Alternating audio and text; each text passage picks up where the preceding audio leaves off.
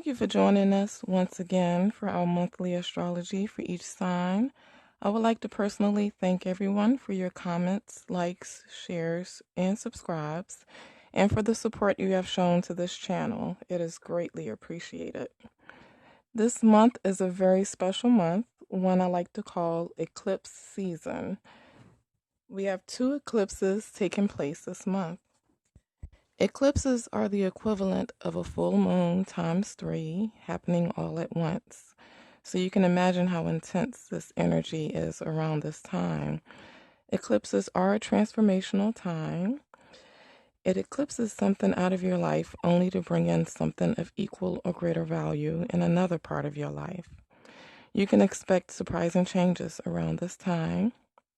Now, to backtrack a little bit, if you listen to my videos from last month, I briefly went over our planet Venus going retrograde as of July 25th. Venus is the planet of love, beauty, and money. During a Venus retrograde, it is generally not a good time to start anything new involving anything that this planet governs, or it could possibly appear different to you when this transit is over. Now, Venus will finally go direct on September 6th, although its shadow period will not end until October 9th. The shadow period is the time prior to and post of a transit in which these energies can still be felt, or in other words, you could possibly see and feel some lingering remnants from this transit. Then we have Mercury going retrograde on September 17th. Mercury's shadow period started the end of August. This planet, Mercury, rules communication, transportation, contracts, and etc. So this will generally not be a good time to initiate any new dealings with anything governed by this planet. Be sure to double check all correspondences. And if you absolutely have to sign a new contract, be sure to read thoroughly, as there could be a higher potential for hidden clauses or things of that nature. Mercury won't go direct again until October 8th, with this post-shadow period lasting until the 24th of October. Now we'll move on to the eclipses happening this month. Our first eclipse will take place on September 13th. It will be a solar eclipse taking place in the sign of Virgo. Solar eclipses happen on the new moon and signifies the opening of a new chapter.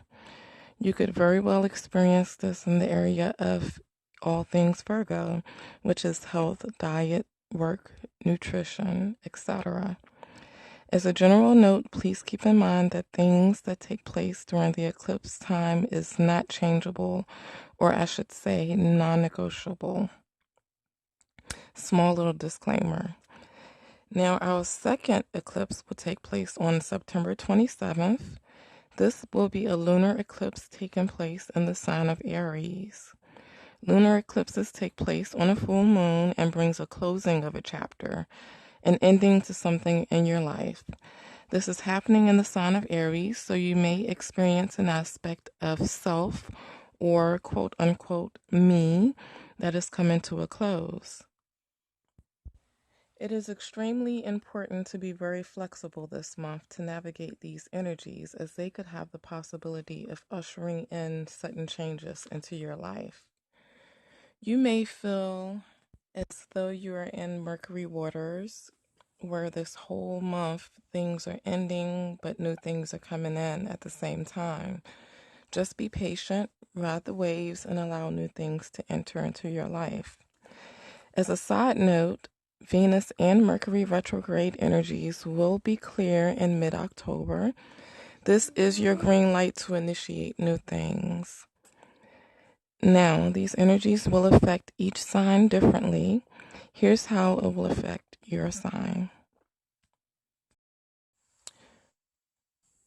The sign of Libra will experience a huge emphasis on your 12th house.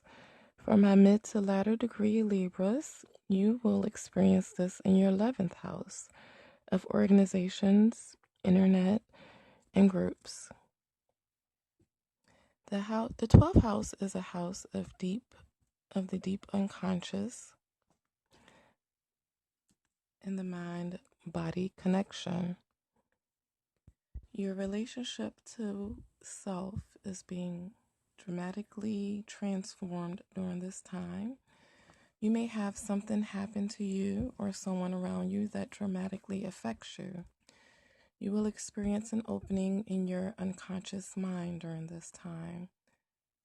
Closing energy will take place in your sixth house of everyday life, routines, and or your work.